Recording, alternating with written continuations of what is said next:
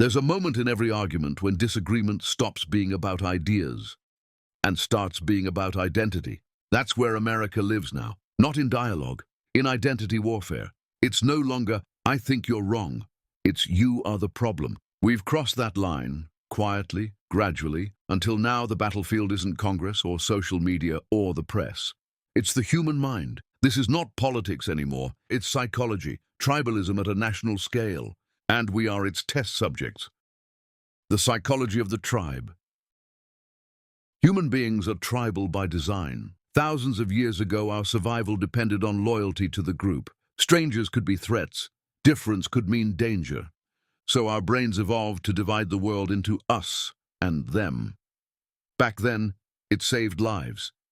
Now it's destroying nations. Today, we don't wear different skins or carry different tools. We carry different beliefs. And our tribes have new uniforms, political colors, hashtags, news networks, slogans. Psychologists call this social identity theory, the idea that who we are depends in part on who we're against. The more threatened we feel, the tighter we cling to our group. And the tighter we cling, the more we start seeing outsiders as enemies. It's not logic, it's limbic. The same brain circuits that once helped cavemen survive predators now decide which cable network you trust. That's why facts don't change minds. Facts threaten identity. And when identity is threatened, logic shuts down. That's what's happening right now in real time. A nation of 330 million nervous systems, all wired to defend their tribe. It's not an exchange of ideas anymore. It's a psychological turf war. The addictive high of division. Here's the part few admit. Division feels good. When you argue, when you post, when you own the other side, your brain rewards you. Adrenaline spikes, dopamine floods, you feel powerful. That's not civic engagement, that's a chemical hit. This is why conflict sells, because outrage feels righteous. You're not just angry, you're good. You're not just debating, you're defending truth. But that feeling is a trap. It tricks us into believing we're fighting for justice when we're actually feeding addiction. This is identity fusion, the merging of belief and self. When your political stance fuses with your sense of worth, an attack on your party feels like an attack on your soul.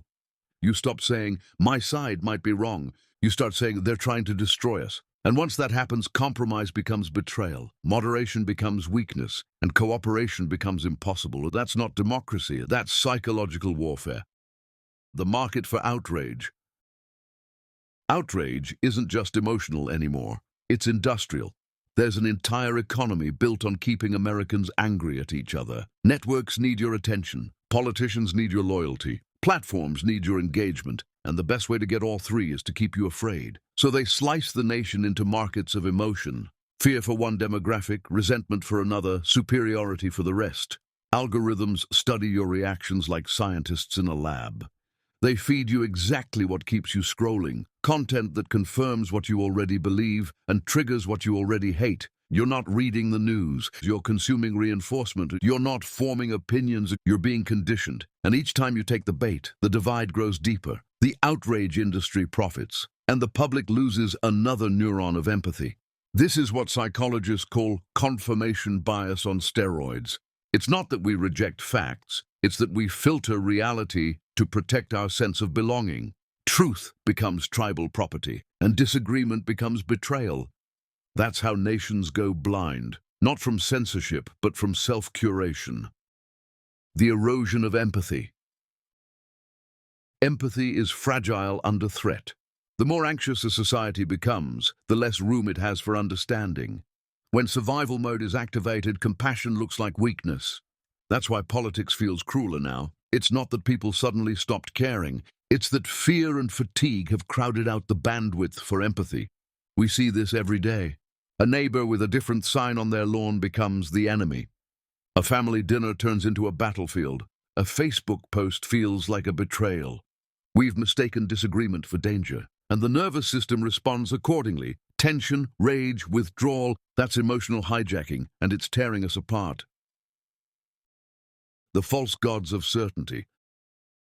The scariest part of all this is that people don't want to be right anymore. They want to be sure. Certainty feels like control, and control feels like safety. That's why demagogues thrive in polarized times. They speak in absolutes. They tell you who to love, who to hate, who to fear. They simplify the world into binary comfort, us good, them bad. It's psychological seduction. When you're drowning in complexity, simplicity feels divine. It feels like truth. But it's just dopamine wrapped in confidence.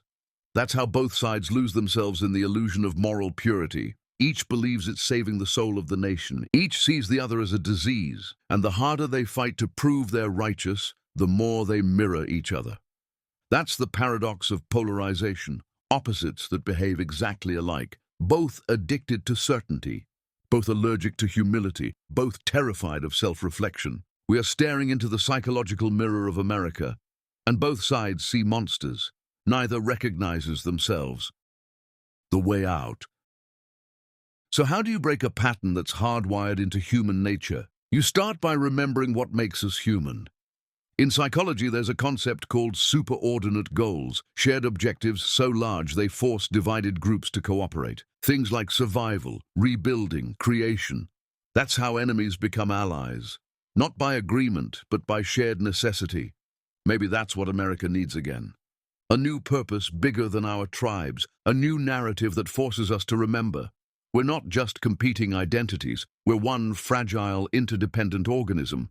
Because if the mind of this nation keeps splitting, the body won't survive. We can't afford another generation raised to believe the other half of the country is the enemy. We can't keep mistaking destruction for strength. At some point, the war of identities must end. Not through surrender, but through awakening. We can still fight, but we have to change what we're fighting for. Not victory, but vision. Not dominance, but understanding. Not revenge, but repair. Because the longer we stay divided, the easier we are to control. And that's when kings return, not in crowns, but in algorithms. The war of identities is not the end. It's the test, to see if we can evolve beyond our oldest instinct. To see if we can remember that before we were tribes, we were human. No kings, no tribes, no gods of certainty, just people, flawed, afraid, still capable of grace.